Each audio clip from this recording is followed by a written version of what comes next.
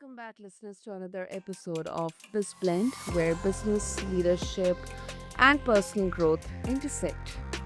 I'm your host, Sarah, and today we are diving into a topic that resonates with every high achiever, entrepreneur, and leader at some stage. What happens when the map runs out? My guest today brings a refreshingly honest perspective. He doesn't claim to have it all figured out, and that's exactly why this conversation matters.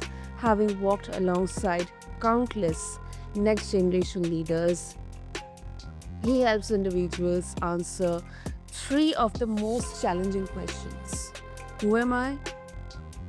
Where do I want to go? How do I get there? With stories, tools, and wisdom collected from both his personal journey and the rising high performers he mentors. We are about to explore what it means to grow, reflect, and unlock our wildest dreams, not through perfect formulas, but through intentional discovery. So let's quickly jump in. Listeners, meet my guest, Jack Wolstencroft. So, Jack, welcome to the show. I'm really, really honored to have you here with us. Yeah, thank you so much, and what a beautiful introduction. I wish I woke up every single morning and heard something like that. It's great. So thank you very much. Very kind words. Thank you, Jack. Thank you so much. Let's start with the questions, the three important questions, and the first one, where most people get stuck: Who am I? Why do you think so many high performers, achievers, they struggle with this question? Uh, for me at least, it will look like they have it all figured out. They're performing well. They know who they are. But why do they struggle with this, especially after years of following well structured paths? Yeah, thank you so much. And it's really clear for me that we have as human beings this progression of our lives, right? We're born, we have our parents, and then we become closer to our friends, and we have our teachers, and then we go to universities and we go to organizations. And all throughout these steps, we have a really prescribed and a really defined path of where we should be going, right? It's very normal for kids to often end up being in a similar industry to their parents for these kind of reasons, and it makes sense from a evolutionary perspective that we learn by copying what people around us do, and we do that throughout our teenage years, and we do that throughout our 20s, and we suddenly get to this point in our in our late 20s when we suddenly stop and look around and think, actually, no one really cares what I'm doing today. No one cares what I'm doing next week. They care about me, but they're not looking through a microscope at my life. Everyone else has got their own problems. And when we go into our late 20s, the human brain, it really develops the prefrontal cortex even more. And this allows us to have more longer term introspective thoughts. And so it's a really wonderful time of life in our late 20s when suddenly we have this concoction of we're very settled in the world, hopefully, and our brain is becoming an adult brain. Our brain is still a child's brain when we're 25, but we approach our 30th birthday and we start to think, actually, what do I want to get from this world? And then the first question to ask is, who am I? As the Greeks have across their temple at Delphi, is know thyself. And it's a really important question. And we struggle with it because we don't really ask it until we get to this age. Everything's very prescribed for us. So it's a great question, and it comes up around our 30th birthday. That's true. That's true. And I find that for many leaders, the realization of I don't even know what I want anymore. Um, it often hits in their early 30s, right when the external validation fades. Personally, for me also, it has happened, especially after the layoffs and pandemic. Um, and I'm really curious to know, Jack, how you help your clients sit with that unsettling feeling, that discomfort, before trying to fix it like too quickly. Yeah, and that's the point, right? It is unsettling, and it's learning to become okay with that unsettling. And this isn't an exercise that you can do in, 10 minutes between your monthly performance review and your marketing innovation meeting. This is something that requires serious thought and serious reflection. And we often need to be in the right state in order to get that. Some of the most beautiful places we go to with the people we work with, people come to Thailand for a whole week and really stop and reflect and think about, who am I? And when you're in that new environment, when you're with other people who are going on the same journey, some of these questions start to unlock themselves a bit more. And the components for me within that, within know thyself, is, what are my values and beliefs? What do I really care about as a person? Sure, it's influenced by the culture we're from, by our families, by our friends, but what's the nuance that's really relevant for us? So understanding values and beliefs is always going to be the first step. And then for me, the second one is, what are my passions? Um, Hmm. I don't like saying, what do you like? So what are you passionate about? What really gets you going? And I think separating what you're passionate about for what you can be paid for is, I think, really, really important, because you need that open mind. You can't stop yourself doing something you're passionate about, like playing the piano or playing with Lego or painting or drawing or writing, just because you're not being paid for it yet. So I think it's really important to have that passionate, open mindset. And then finally, it's, what am I really talented at?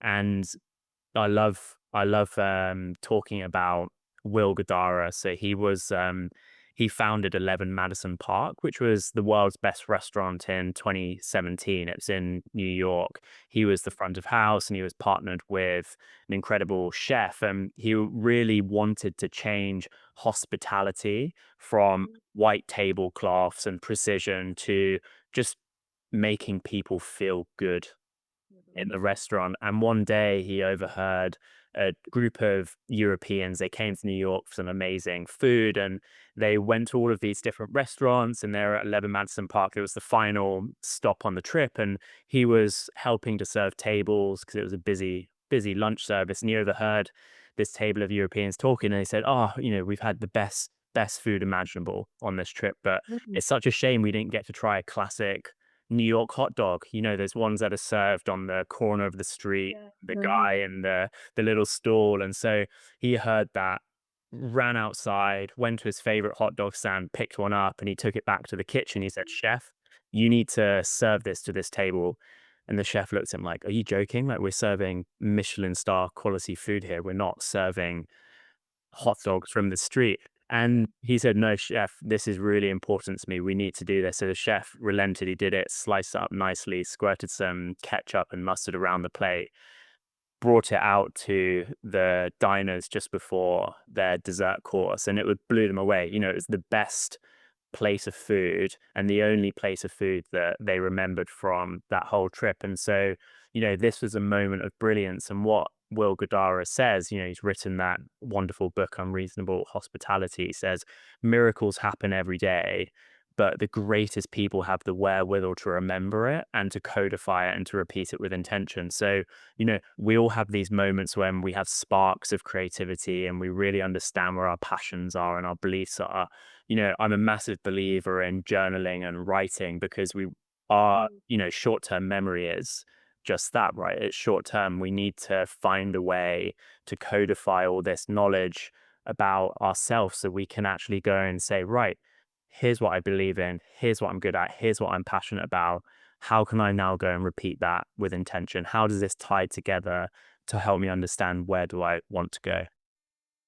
That's such a good example, Jack. Such a good example, especially it's very um, much retaining one for me because I love to explore about food industry and chefs and how do they create everything. You really gave such a good example, and that definitely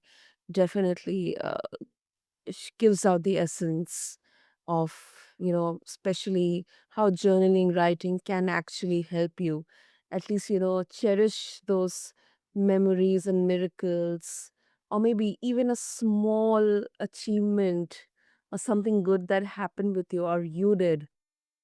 And when we look back, when we read through those words after a few years or after a few days, in fact, we kind of have that increased sense of gratitude that yes, at least I was lucky enough to get that moment to have that. And that's absolutely right. It comes from, you don't find these answers by sitting at your desk day after day and doing the same routine day after day. It comes from adventure, right? And you talked just there about how you love to try different food. And Mm. I'm really interested to know for you, Sana, like what does adventure mean to you? Because for me, that's the ultimate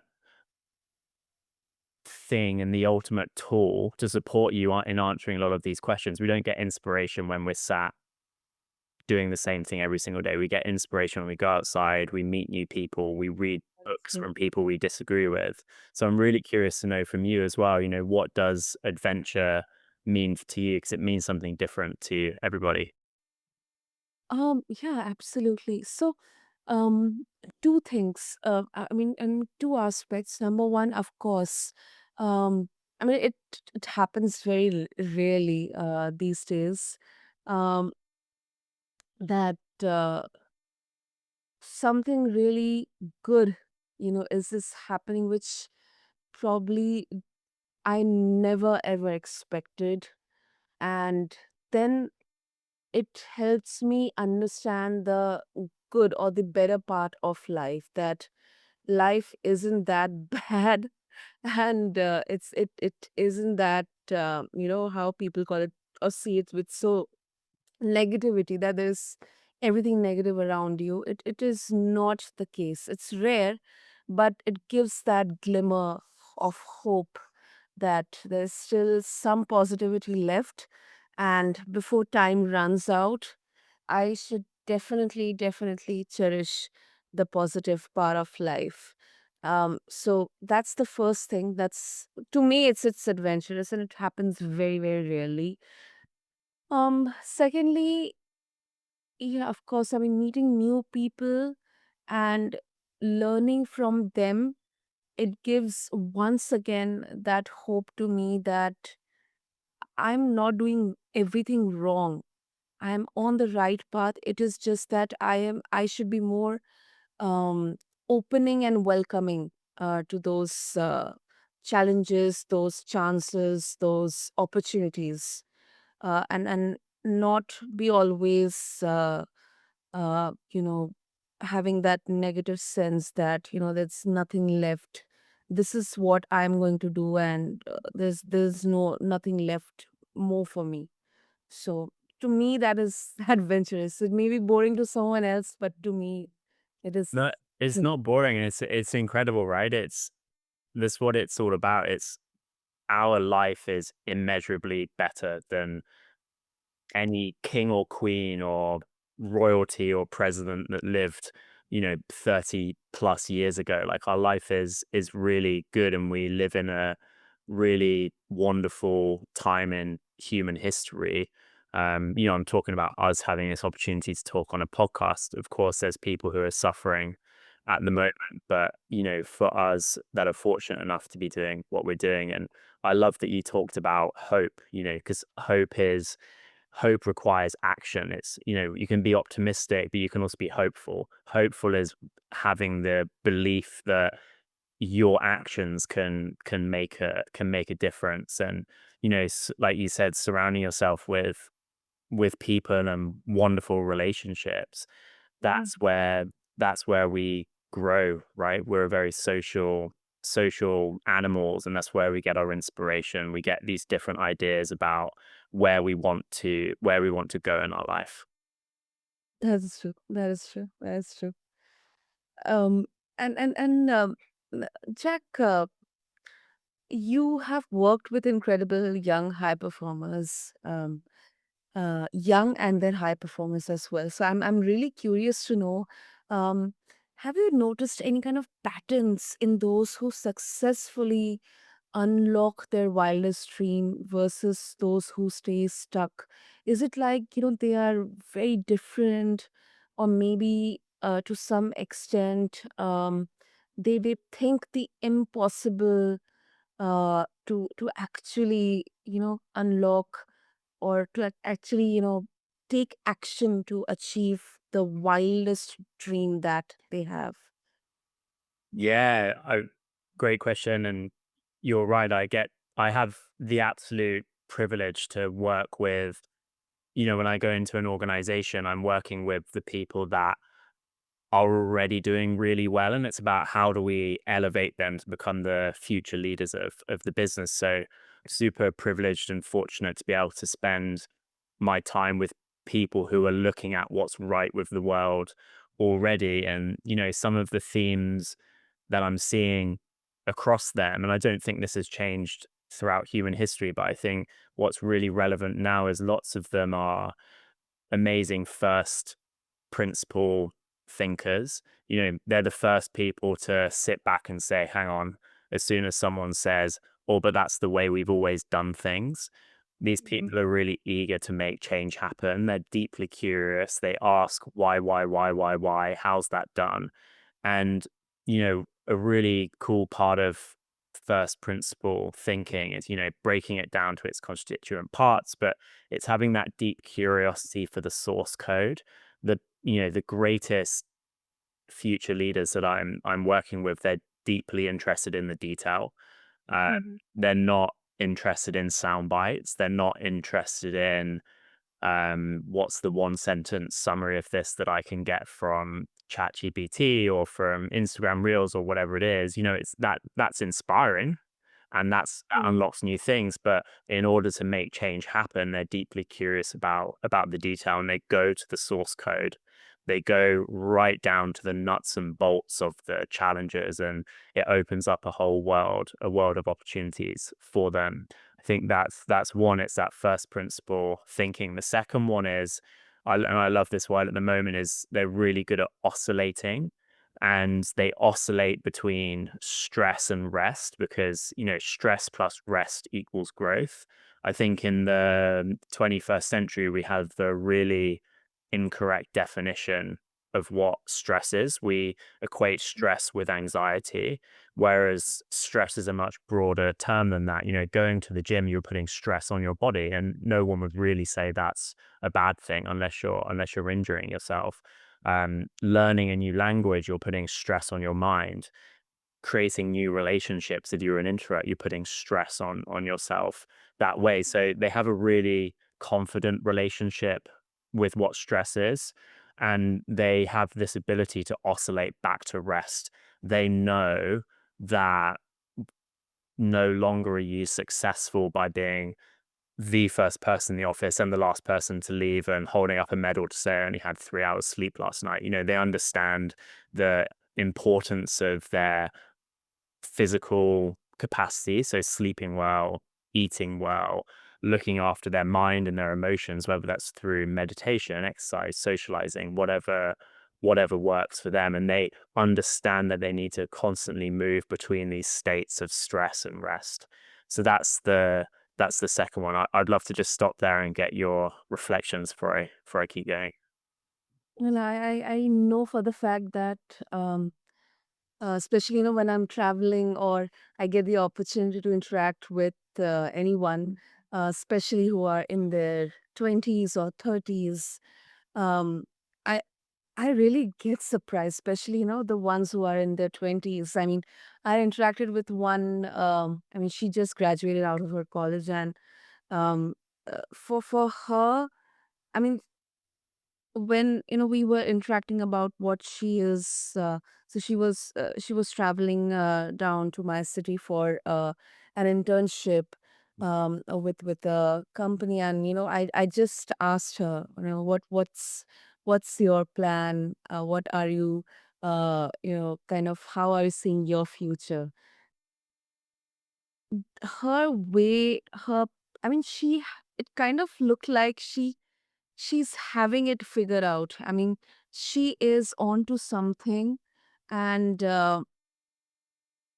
you know, in within just 5-10 years, there has been a difference in the way we I looked at things, and the younger generation is looking at success or achievement or balance. I mean, they know that they will do this, and then maybe they'll take some break, or they'll learn something new, maybe something very much different from what professionally or by the book they should do. But in my time, I never thought about this. My entire outlook towards life, and as you mentioned, just coming in the morning, logging in, working, and then going back, and then somehow figuring it out to survive. So we can learn from our younger generation so much. Oh, so much, right? Like, uh, you're making me remember something that a great conversation we're having. So lots of the people I work with will be of my generation of millennials, and okay. I had a really great privilege to go to Dubai, and I was working with a luxury hotel brand there, and it was their graduate program. And at the start of lots of sessions that I'll do is I'll ask the team to, get on their feet and stand up and talk to each other for 30 seconds. Then you move to the next person, like speed dating. And we'll say to them, what do you like on fire? What do you like at your absolute best? What do you like when things are just flowing amazingly well for you? And then they have a really quick discussion, move to the next person. It builds lots of energy. And the conversation always goes the same way in the group of millennials, where it's just sharing, this is what I'm like at my best. This is what it creates for myself. This is what it creates for the world.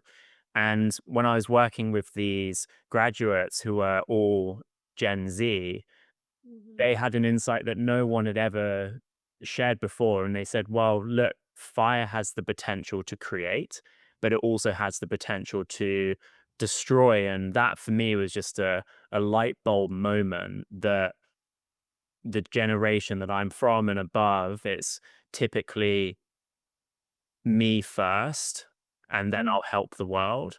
Whereas, this new incredible generation are already thinking at a young age, what about everybody else? What impact do my actions have on the world? And I love that shift. And I think that's where progress comes from. And I think we're, as a society, switching back through this new generation to more consciousness around how does this contribute to the world, as opposed to just how does this contribute to me and my narrow environment. Absolutely, absolutely, absolutely. Um, and I strongly believe that now, as a millennial, when I am going through, uh, or I'm going to face, quote unquote midlife crisis, and all the, um, you know, uh, aging discussions, one component has to be a non-negotiable, that I should be um, open, I should be mindful, I should be open to learning, even if it challenges my perception, my way of thinking. Because if I'm not able to update myself, Mm. I'm definitely going to be behind. I'm definitely going to be behind. So that is one non-negotiable for me, which sometimes it kind of gives me that stress. No, I should be aware what's happening, sociologically, physiologically, psychologically, everywhere. And that's where I'm so thankful that I got this opportunity to uh, you know uh, meet so many people, not only from my country but outside the globally on podcast, because it really helps me to keep kind of myself abreast on what is new, what exactly is happening right now, how the world is going to look probably after a year or 2 years or maybe 5 or 10 years. Yeah. Yeah, that's what I. Absolutely. And like it goes back to that first principles thinking, right? In order for you to break down a problem to its constituent parts, which then allowed you to innovate and transform whatever you're working on, you need to have that deep understanding of what you're talking about. You need to understand kind of what's come before, what's coming next, for you then to synthesize and to make change. So I love that around the learning. And one of the biggest, probably the biggest thing once you've, understood who you are and then you talk about your wildest dreams and your visions and your goals for the future is to say, great, you've got your goals, you know what you want to achieve in the next 1 year, next 2 years, next 3 years. Put it on the shelf because what's important is what are you going to do about it tomorrow? Well, okay, I've got a goal around learning, right? What's important for you tomorrow? What are you going to do tomorrow? How is that going to be built into a habit or a ritual for you to really be able to stick to it? And that's where so much of the work gets done because it's where most people get unstuck. Many people are good at coming up with New Year's resolutions, but the really highest performers amongst us, they're the ones that are able to get up when it's cold, dark, and windy and rainy and still go and do what they said they were going to do, even when they're bored, they're miserable, they don't want to do it. They just say, right, I had my Mm. plan of learning for 30 minutes this morning. I'm going to get up and do it. Not going to think about it. Um, yeah, so it's a really great step that I see leaders really working on and answering your question around what are the traits of these next gen leaders. I'd say that is another one. It's that ability to turn aspirations into everyday actions. Yeah, absolutely. Wonderful, wonderful, Jack. And before we wrap up, any frameworks or daily practices you recommend to help uh, someone who has clarity on who they are and where they want to go, but now they are thinking about how to do it. Uh, to help them start moving towards those wild dreams. Yeah, absolutely.